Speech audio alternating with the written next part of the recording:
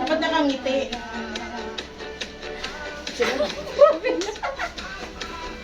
Pulse tayo. Ano ba yan? Ano na kayo? Di kayo sumasayaw! Ano ba yan? Dito kay ano? Ay! Dali na! Kayo na susunod eh! Opo nga sila eh! Kaya kayo practice natin na. Ay, may practice pa sa kanya. Sige. Ganda ng space natin. Laki. Yan na tayo yan. Oo, ano ba konti?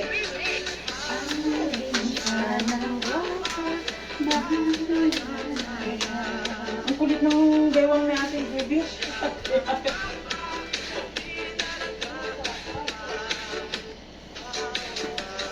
Dapat ganito mo yung Natayo na kami. Masyadong maiksi yun? Okay na yun. Ayun na yun.